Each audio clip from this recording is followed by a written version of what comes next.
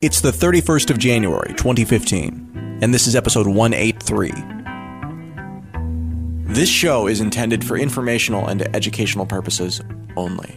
What cryptocurrency enables is new, empowering, and exciting, but we're not experts, just obsessed companions walking the road towards a more peer-to-peer future.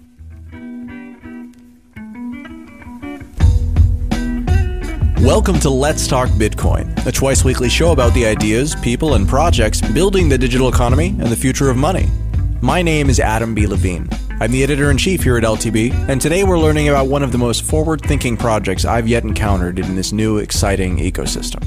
This talk comes to us courtesy of the Australian Bitcoin Conference from 2014. Where blockchains end, open transaction picks up. Enjoy the show.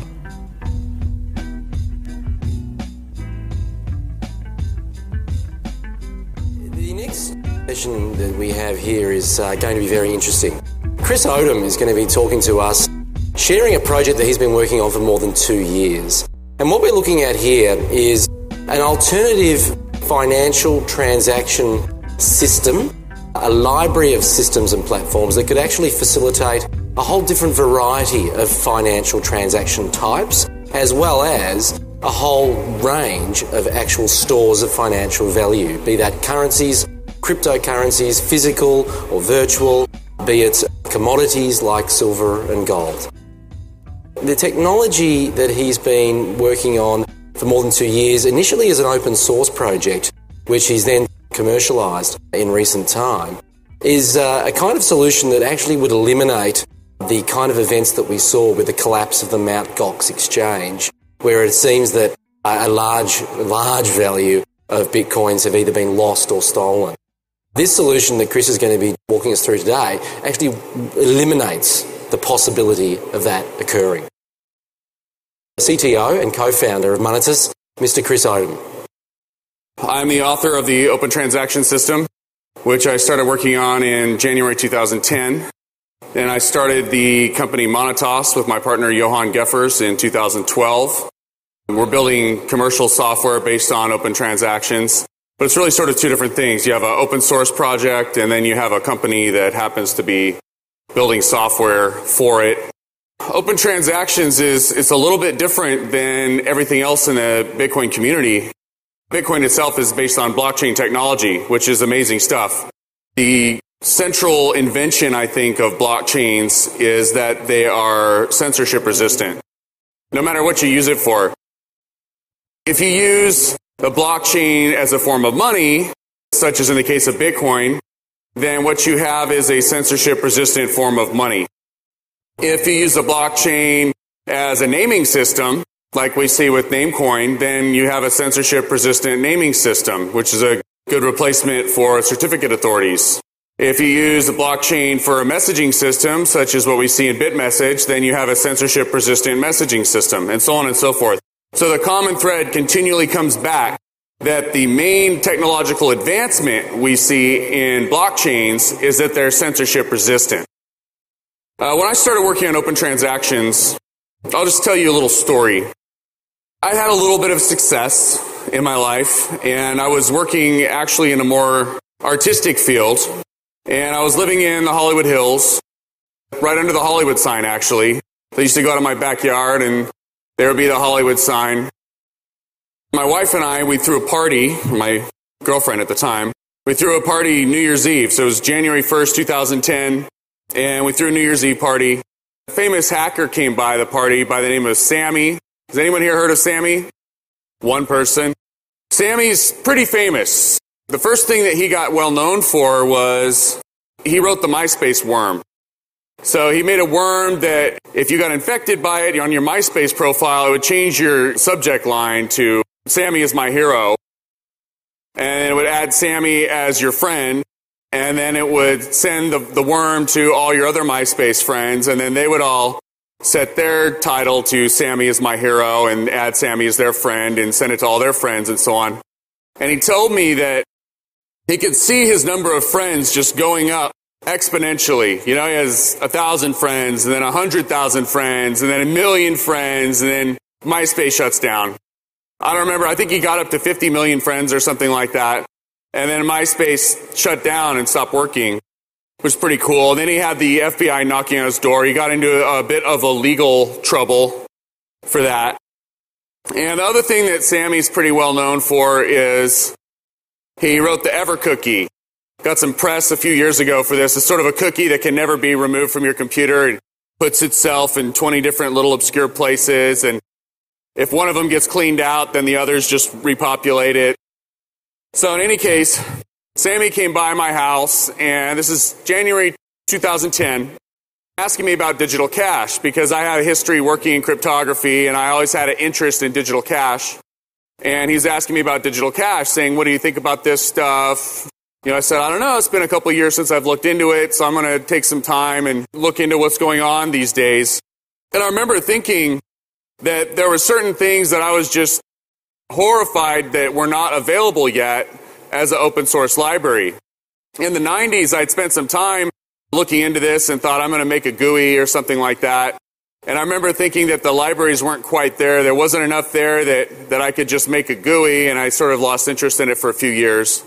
And then I'm looking back into it in 2010, and I can see that there's still not an open source library that people can use to do financial cryptography.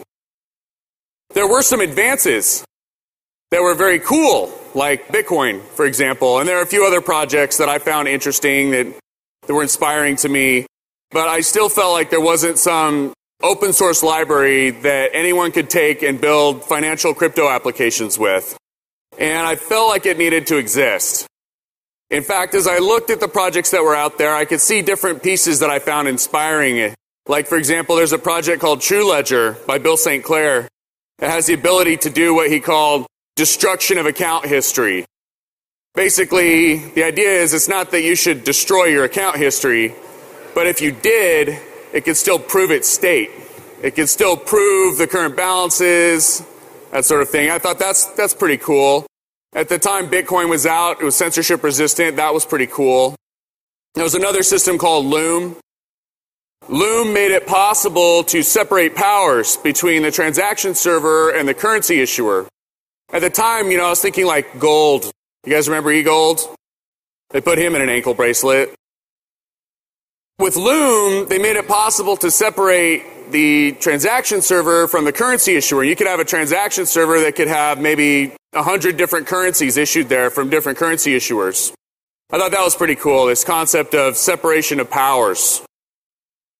OpenSSL is a cryptographic library used for communications. It's a library used for secure communications, and you can use it to build any kind of secure communications into all sorts of different applications. So a lot of different applications use the OpenSSL to do their crypto.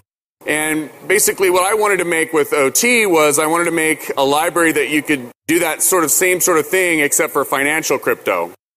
The first thing is Open Transactions is a financial crypto library.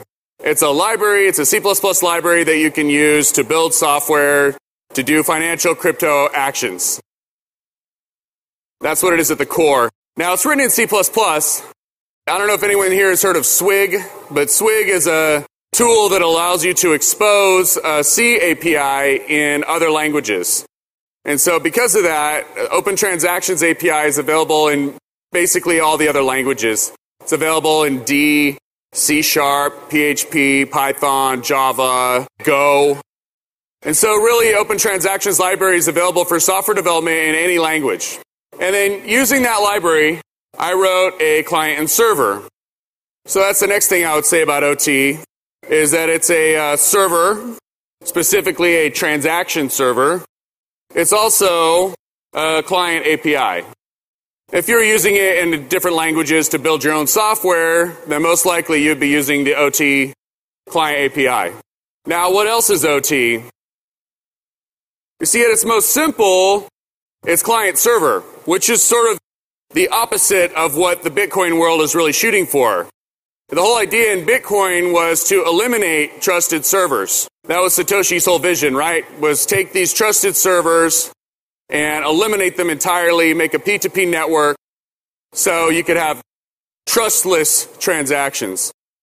And the idea in Open Transactions was not to eliminate servers, but it was to eliminate the need to trust those servers.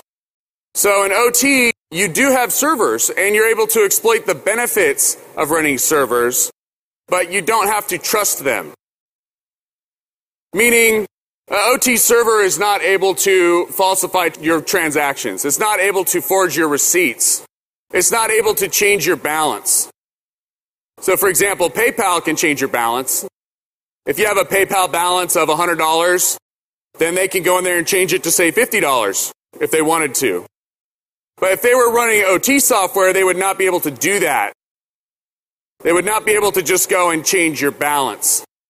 Now this is counterintuitive for people to think about. They say, well, how is it that the server itself doesn't have the power to change your balance that's listed on that server? And the answer is because the OT system uses triple signed receipts. So how does this work? Well, let's say that my balance was 100 clams. And I'm going to send 15 clams to Bob. So I drop a receipt. This is what the client API is doing. Draws up a receipt and it says, all right, my balance is 100 clams. I'm going to send 15 clams to Bob. My new balance will be 85 clams. Signed Alice. They take that signed receipt, send it to the server. The server verifies it and then countersigns it and sends it back to you. And that's your receipt. So notice that I actually had to put my balance on the receipt. So my balance is 100. My new balance will be 85. Signed Alice. The server can't forge my signature. And so the server can't change my balance because my balance is just whatever appears on the last receipt.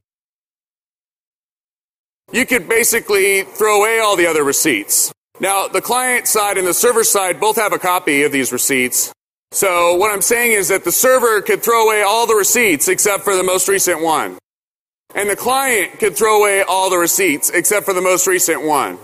It's not that you should destroy your receipts or that you won't have some use for them, but the system can still prove everything it needs to prove without them. It can still prove your current balance. It can still prove which instruments are valid and which transactions have closed purely just through the last signed receipt, which means OT is able to process transactions without storing any transaction history at all, other than the last receipt. So in a way, it's kind of like the opposite of a blockchain. The blockchain stores the complete history. It stores every transaction that ever happened, like a normal double entry ledger. You have a normal double entry ledger. You add up all the transactions and you get the balance at the bottom. And if you were missing all those transactions, you would not be able to add them up and get the balance at the bottom anymore. But with triple entry accounting, that's not the case. With triple entry accounting, we have a signature on both sides of whatever the last signed balance was. So we don't need any of the other transactions to prove the current balance, just the most recent one. It's very interesting to me, this idea of destruction of account history, which I was inspired by the True Ledger system by Bill St. Clair to build that in there that way is the core accounting system in OT. Now, we don't have to trust the server. The server can't forge the receipts. It can't falsify the balances.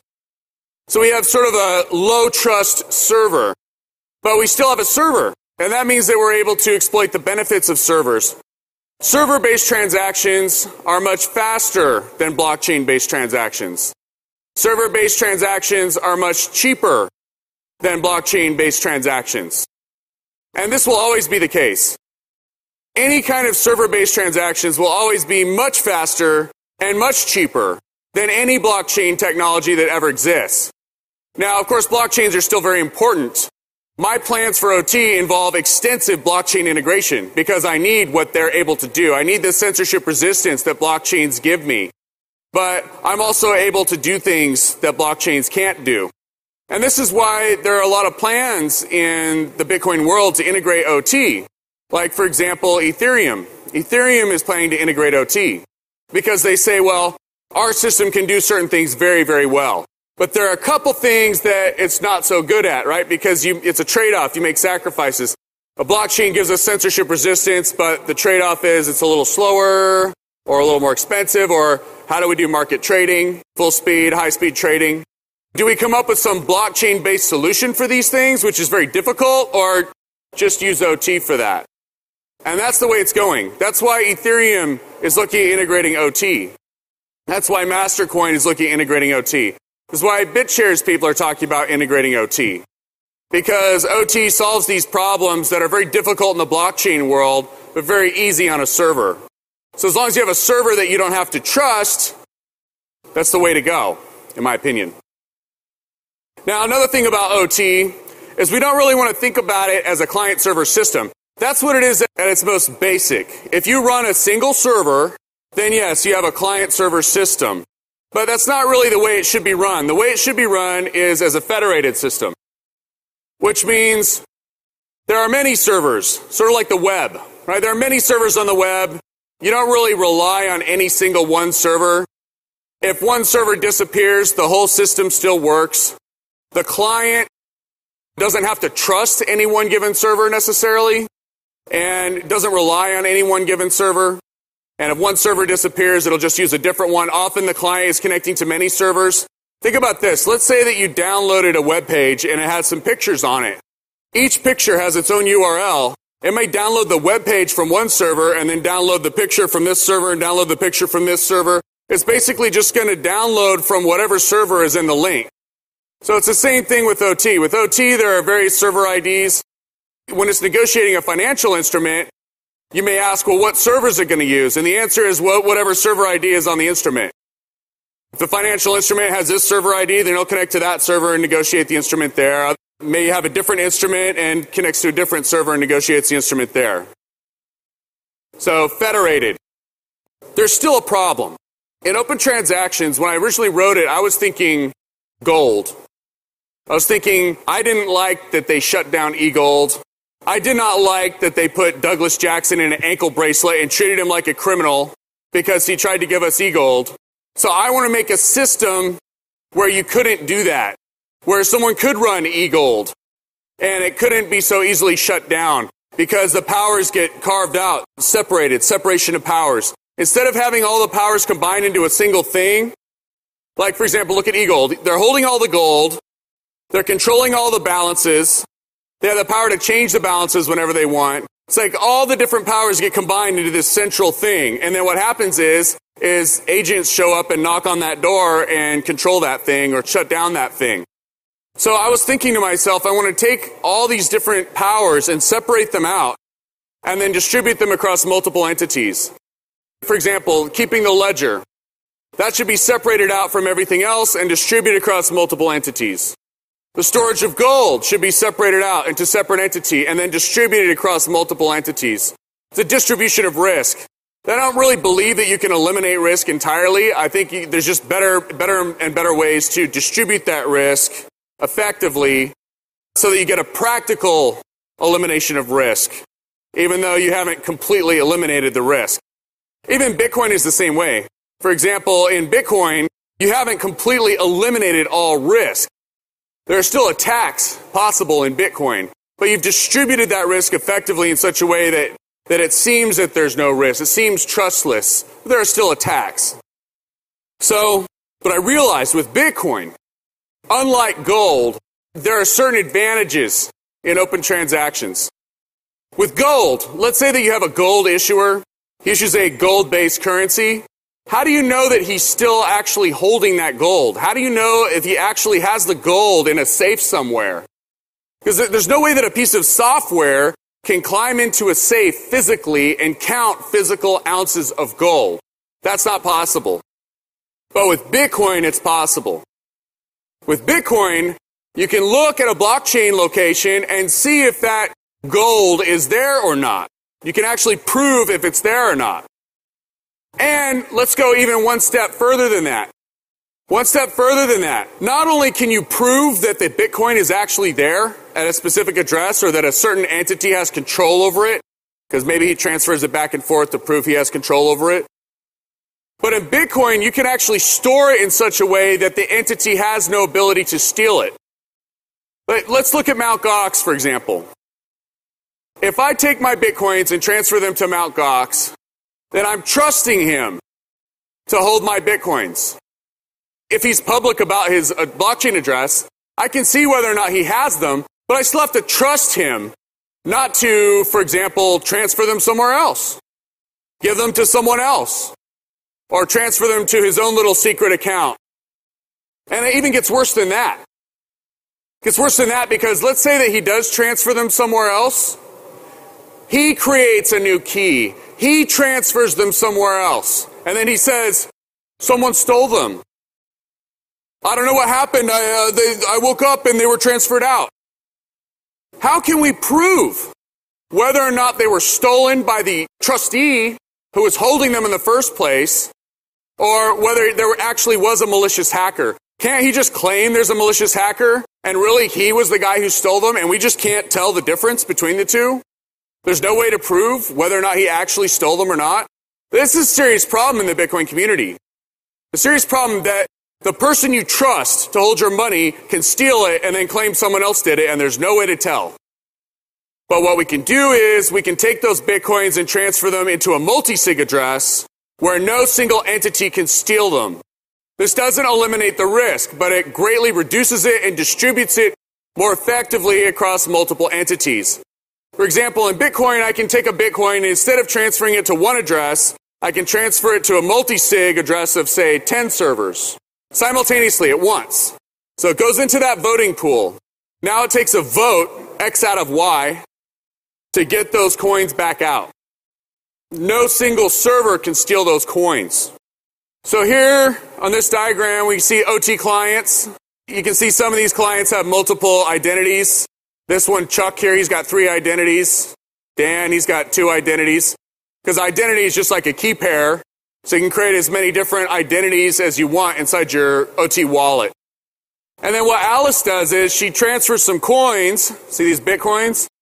She's transferred them into a voting pool of OT servers. So in this example, you see 3 servers, 1, 2, and 3. This is 3 OT servers, not just one. And she's transferred the coins to all 3 of them simultaneously. And it takes a vote, 2 out of 3, to get the coins back out. These servers are constantly auditing each other in real time, so they know how many coins each one is supposed to have. So when the coins go in, let's say Alice is using server 1. When the coins go into that voting pool, server 1, he doesn't have control over them, but he can still see them. He can still see that they went into that pool. So he can still give her units in her account in OT. And once she has units in OT, of course, these are unforgeable receipts. So now we're in the OT system with these unforgeable receipts. And now she can use them like any other OT units. She can write checks. She can send cashier's checks, or in the UK they call them banker's checks. She can use untraceable cash. You guys familiar with Chaumian cash? Untraceable digital cash. Uses blind signatures to make the cash untraceable. So the server, for example, if I give you a piece of cash and then you deposit it, the server can see that the cash is good, but it has no idea where it came from. It can see that I'm withdrawing cash and depositing cash, and it can see that you're withdrawing cash and depositing cash, but it can't link the withdrawals to the deposits. They're mathematically untraceable through blind signatures. What else can you do in OT? Well, of course, OT has the unforgeable receipts. It also has market trading. So you can trade on markets. For example, not only can you put Bitcoin into these voting pools, but you can put colored coins into these voting pools. So you could issue colored coins based on gold or dollars or euros. And then those colored coins can go into voting pools just like normal Bitcoins would. You can have units issued inside OT, and now these units can be traded against each other on OT markets. So you can have full speed trading, say Bitcoin against dollars or Bitcoin against euros, this sort of thing. And the server is not able to steal the colored coins or to steal the Bitcoins. And then whenever you want to get your coins back out, you submit a withdrawal request to the server countersigns it, you send it to the other servers in the pool, they vote on the blockchain, they do a multi-sig vote, and then the coins are released back to your Bitcoin address. Now what else do we have up here on this diagram? You can see we have blockchain-based currencies, Bitcoins, colored coins. We also have this Namecoin layer. What is this Namecoin layer? Well, basically the identities inside open transactions, remember how I said it's a key pair? Well, it's a little more complicated than that. It's an OT credential that includes key pairs. You have 3 key pairs in a master credential. You have authentication, encryption, and signing keys. And then a master credentials can issue sub-credentials. And so on, these credentials could be based on standard certificate authorities. So if you have a standard certificate authority like, VeriSign, something like this, we have a normal cert, X509 cert, then you could use that to issue OT-based identities. But then the problem is now you have to trust the certificate authority.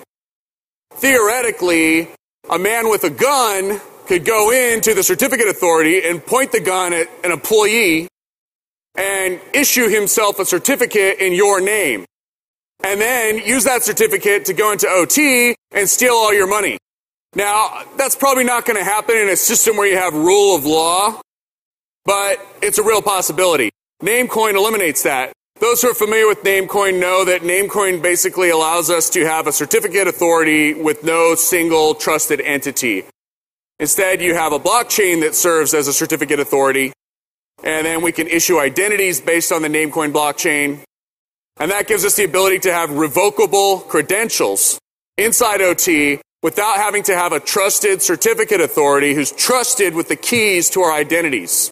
Now, OT will work either way. We actually got our Namecoin integration working, and we can demonstrate it. It's in the main branch now of our GUI, our desktop GUI money changer.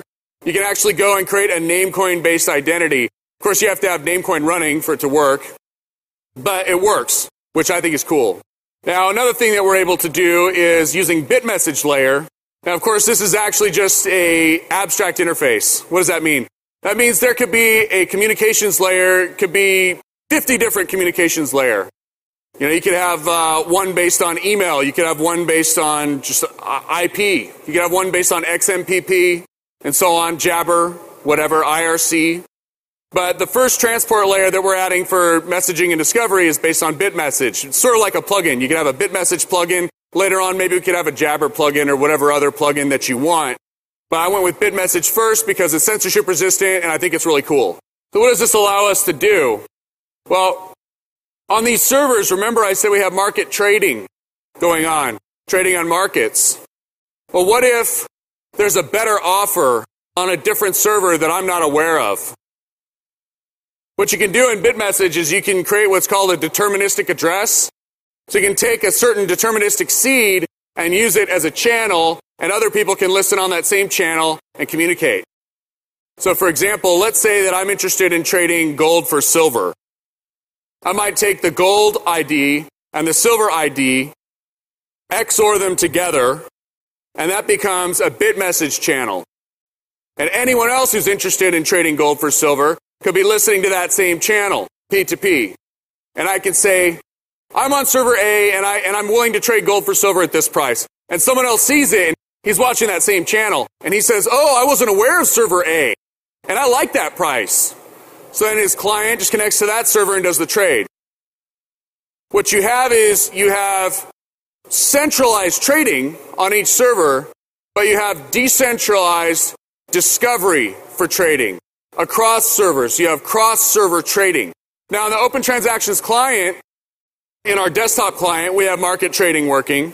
And if you go in there, I could pick server A, and it'll show me the offers on server A, or I could pick server B, or I could just say all servers. And then it's amalgamating all the offers from all the servers that I'm aware of. And so the order book that I'm seeing is actually on the client side. And it's an amalgamation of various offers from multiple different servers put together. So when I see the last price, the high, the low, that's across all servers. So then you have cross-server trading, cross-server discovery. Now that same Bitmessage layer also makes it very easy to do wires in and out of the legacy banking system. Just as I might say, well, I want to trade gold and silver on server A, instead I might say something like this. I might say, well, I want to move some dollar coins inside this system into a dollar bank account outside the system in a legacy bank. And then, again, you can have entities listening to these Bitmessage channels who are willing to accept an escrow transaction inside OT in return for a bank transaction outside OT. So the sort of thing that you see with localbitcoins.com, where the Bitcoin's going to escrow, and then someone deposits some cash into a bank account, that sort of thing. You can do that all through your GUI using BitMessage channels. And we actually have a guy working on that right now. We have a guy on our IRC channel, and what he's making is a little Oracle server that's able to listen to the SSL session where someone is doing a bank transfer in their legacy bank. And then we can integrate that with an OT smart contract. And that's another thing that OT is able to do is scripted smart contracts. That is customized agreements where you make a little script. So you might make a contract, say for escrow or whatever else you want to do, and actually make a little script that customizes the financial actions that you want to have. You put them in the contract and then all the parties sign it and activate it, processes on the server. Just to give an example of how this works, with open transactions, I include a couple sample contracts. Escrow being one of them. There's actually a sample escrow contract that comes with OT where Alice wants to send some money to Bob based on Bob sending her a guitar through the snail mail. And after, say, a 17-day delay, the funds automatically go to Bob unless Alice files a dispute claiming that she never got the guitar. And then if that happens, then Judge Judy gets activated, who would be a third party to the contract. And then her job would be to look at the evidence from both sides and then adjudicate which way the funds are going to go. There's certain times that you have to have a human make a decision in these agreements. And so that's just another party to the contract. That's your mediator or arbitrator, adjudicator, who gets activated only in the case where a dispute is filed. And when is a dispute filed? Well, I mean, it's a custom contract, right? You can script it however you want. You can design it however you want. So that's open transactions.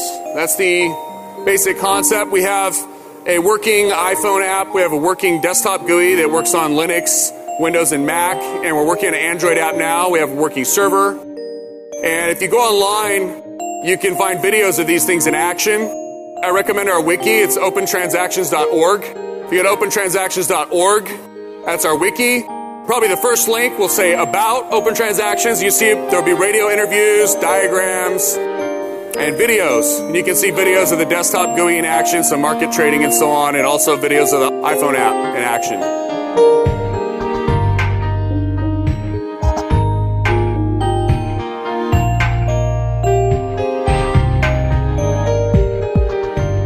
This episode of Let's Talk Bitcoin is brought to you by CryptoKit.com. The easiest, fastest way to send Bitcoins right from your browser. That's KRYPTOKIT.com if you'd like to learn more. Today's magic word is duck.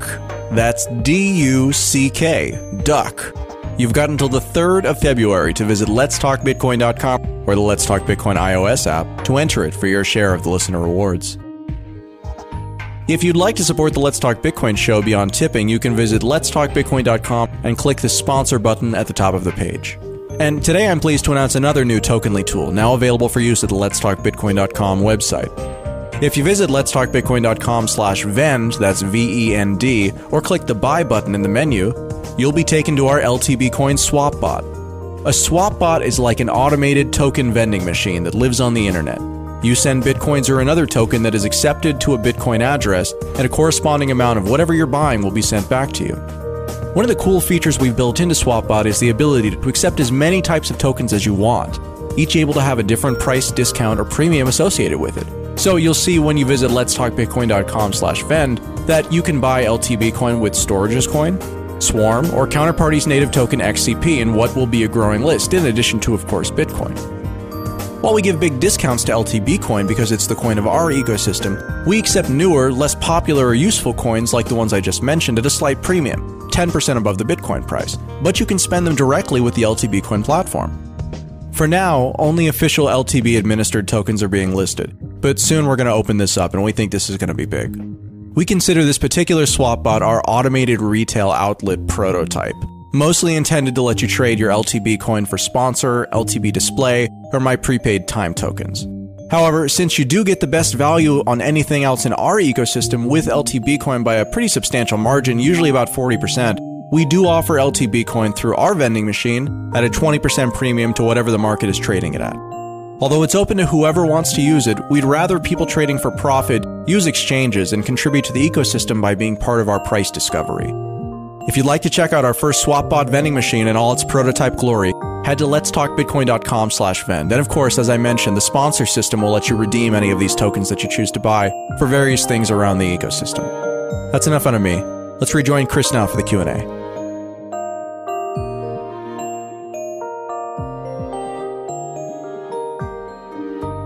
The question is, if you're doing a transaction, what happens if one of the servers goes down? And the answer is you just use a different server instead. Now keep in mind that the server is not actually storing any of the money. He's just processing receipts for you. So if he's not willing to do that or not available to do that, then you have someone else do that. And something else I should point out. Let's say that you have the coins in this voting pool here. Let's say Alice uploads her coins to the pool and she gets a balance on server 1. And then server 1 disappears.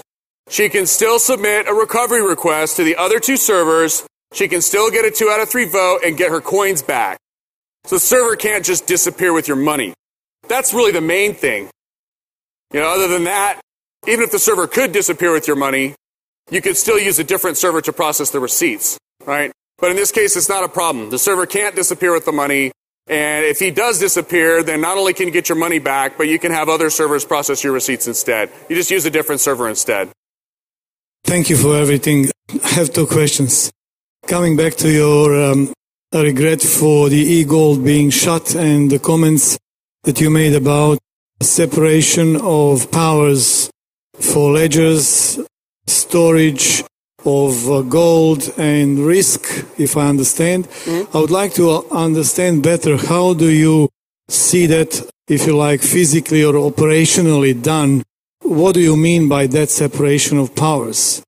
In, let's say, reasonably technical terms? What do I mean by separation of powers? Yes. Well, first of all, I mean that the server that's processing the receipts is not holding any of the money. Yes, yes. Right? Secondly, I mean that the server that's processing the receipts is not able to forge the receipts. So you don't have to trust him with your balance. It's sort of like, normally we think of a server as being an authority over us. He has power over us. He can decide what our balance is. You're saying that the server in this case will be just a messenger, processing machine. He can process the receipts, but he can't falsify them. Okay. He can't just change your balance. Postman delivering the mail. Right. Okay. Not interfering with the mail. Because he can't forge your signature. Yes. That's for messaging. How, regarding that reference to gold, how do you see that as being separated? I'm sorry, I could not understand the meaning when you say separation of powers in terms of gold as... Well, for example, I mean, instead of having a single entity who controls all the balances and who holds all the gold, you should separate it out. You have maybe one entity who stores the balances and a different entity who stores the gold. And then that should be separated out. You should have multiple entities who store the gold. And then the entity who stores the balances shouldn't be able to change the balance. He should be able to process it for you, but he shouldn't be able to change it without your permission. So instead of being an authority over you, he should be more like a cloud commodity who's processing things for you.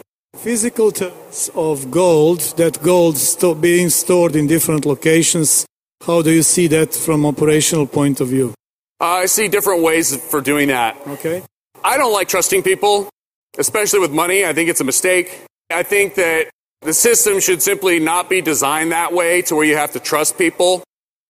In one case, if you take the gold storage and the balance ledger and separate it out into two different entities, you still have to trust this guy to hold the gold. Yes.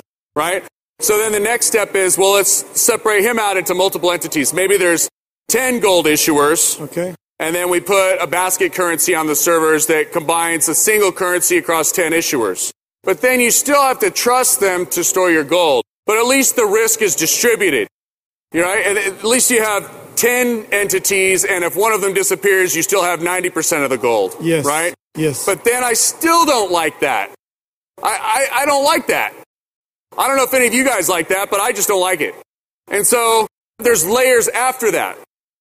There's a couple different ways of doing it. One thought we had was, What if we just eliminate the issuer entirely? Is it possible to have a gold-based currency, but without having to trust anyone at all to hold any gold? Well, there's a couple different ways of doing this. One example is just eliminate gold as a currency and store it in Bitcoin. If you store it in Bitcoin, you can still go in and out in physical gold. In fact, you can use Bitcoin for wiring gold, and this is regardless of the price volatility. Like, for example, let's say the price of Bitcoin today is $500 a Bitcoin, and let's say tomorrow it's $10. Let's say the price drops from $500 to $10. That's one of the things we hear about in the media quite a bit, is they complain that, well, the price is very volatile. It's a volatile price. But I ask myself, okay, as a currency, that's a legitimate complaint. But as a technology, is it a legitimate complaint? No. Let's say I want to wire some gold to Africa. I'll take an ounce of gold. Let's say today it's $500. Let's say it's $600 for a Bitcoin. And let's say that gold is $1,200 an ounce. Just for an example, right? I'm making up numbers.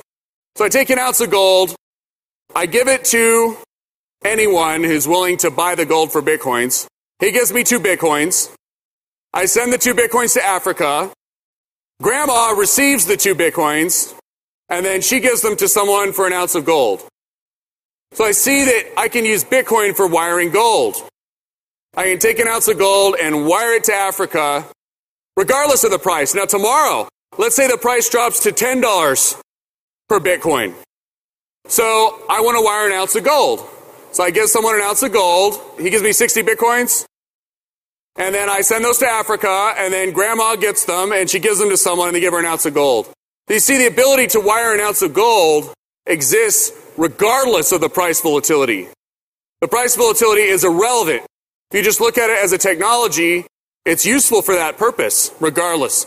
Now, I believe that the volatility is going to end. I believe that the price is going to go up until it reaches market equilibrium. I think it's going to be a very rocky ride on the way up. And then it's going to sort of flatten out and not change too much. In that scenario, I could just store my money in Bitcoin and withdraw it in gold. You could have a Bitcoin ATM or, say, a gold vending machine. And you just pull out some gold and use it if you wanted to, and then you put it back in, and it goes back into Bitcoin again. So I should be able to store my money in Bitcoin and withdraw and deposit in gold form whenever I want. And this way, I don't have to have a gold issuer who's trusted to hold the gold. Right? Instead, I'm just holding Bitcoins. I'm holding them safely, preferably. Okay? Now, is there another way of doing this? Another way that we're looking at, and I suggest you guys Google this, is there's an article called Lex Cryptographia. Sort of like Lex Mercatoria. Lex Cryptographia, it's funny, right? And the idea is that you could have a gold issuer who is actually a virtual corporation. Because OT, you can issue stocks, you can pay dividends.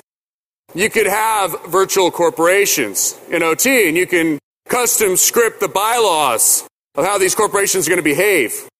And so what we envision is creating a virtual corporation to act as a gold issuer. And instead of having some central entity holding a bunch of gold, it's just the edge nodes or the agents that allow you to move in and out of the currency, and they could post Bitcoin bonds. So you can use a surety bond so that if the gold or dollars, if the dollar wire never shows up or the gold is never redeemed, then the surety bond is forfeit and you're paid back in Bitcoin form. So the idea is to use Bitcoin surety bonds as backing for a dollar-based currency or for a gold-based currency and so on. So again, you would be able to have a dollar-based currency inside the system without having to trust some guy to hold all the dollars.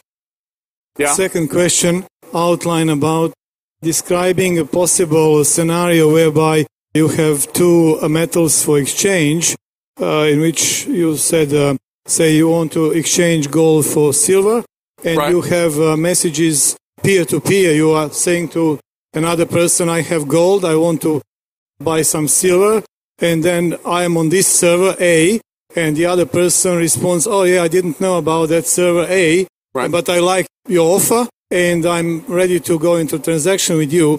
And this decentralized discovery in the sense of price discovery, but yep. Centralized trading on that particular server. Yep. So can you please come back to that point and how do you transfer funds between servers? Yes. That's your question, right? Yes, thank you. There's several different ways to do it. So I'm going to give you the two primary methods of transferring funds between servers. And of course, this is the sort of thing that you wouldn't really be conscious of as a user. Just be automated by your software behind the scenes. So this is sort of a behind the scenes mechanism. The first mechanism is I withdraw my dollar coins from this voting pool. We got colored coins here on the blockchain. And then I put them in this voting pool instead. So I just withdraw my units off of this server, pull the coins out of the pool. Now Alice has them in her Bitcoin wallet, her colored coin wallet. And then she deposits them into this pool and gets the units on this server instead. It's that easy. You just pull the coins out from here and put them in over here. Now another way to do it is through escrow. What you do is, as long as you have an entity on both sides who has an account, so let's say that Bob has an account on server A and an account on server B. So he says, hey, you give me some gold on server A, and I'll give you some gold on server B, minus a fee, right? And then because OT supports escrow, then you can negotiate that through escrow. But I think using the pools is a much better way of doing it, because then you don't have to find Bob. I don't have to find some guy who has an account on both sides. Instead, I just pull my coins out and then put them over here. Trustless, right? That's the benefit of blockchain. That's exactly the sort of reason why I like blockchains. Blockchains are very valuable to OT. Even if Bitcoin itself wasn't such an amazing, wonderful thing, I would still want to use it just for OT. Blockchains make it possible to run an OT server anonymously at a profit. That's valuable. What that means is there are going to be servers running anonymously at a profit. I think there's still going to be know your customer and anti-money laundering regulation. I think it's going to happen with, for example, colored coin issuers. Colored coin issuers will still take bank wires in and out. They'll still want to get your fingerprint and put a satellite tag on your ear before they're willing to do that. But the transaction server itself, I don't believe is going to be regulated anymore. And the reason is because it's possible to just run it anonymously at a profit. And so that means people are going to do it. They're going to be running anonymously. They're going to be earning a profit from doing so.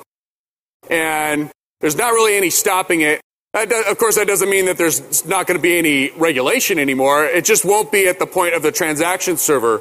And I don't see why it really should be anyway. I mean, you don't have to trust these servers anyway. They can't forge receipts anyway. So who's using OT in production, if anyone, at the moment? There are not too many people using it in production. It's still in development. There's about 60, 65 people on the IRC channel right now. There are servers running. There's a game called the Galactic Milieu that uses it for all its market trading.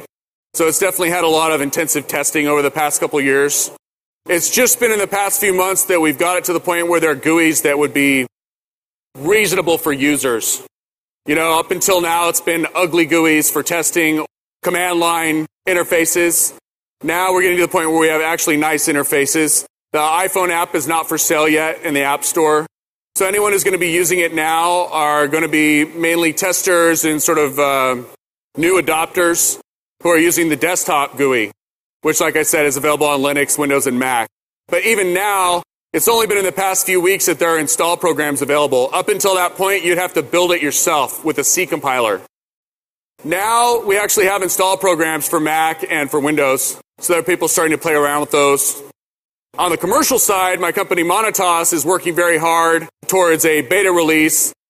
So just to clarify, the design of OT is such that if Alice and Bob transfer between different commodities, such as Bitcoin and gold, that the OT design guarantees the atomicity of that transaction. You can't have the transfer of gold without the transfer of Bitcoin or vice versa. That is correct. It has actual market trading that is atomic. Alice doesn't get the gold unless Bob gets the silver and vice versa. And also, even if we didn't have market trading, you could do that in a smart contract. We actually have a smart contract just as a sample called two-way trade, where Alice doesn't get the gold unless Bob gets the silver. So you're able to do that sort of mano a mano behind the scenes if you want, and you're also able to do it on an actual market where you can see the offers and the current price and so on. I recommend checking out the videos because in the videos I show off the desktop GUI and you can see some of the market stuff in there.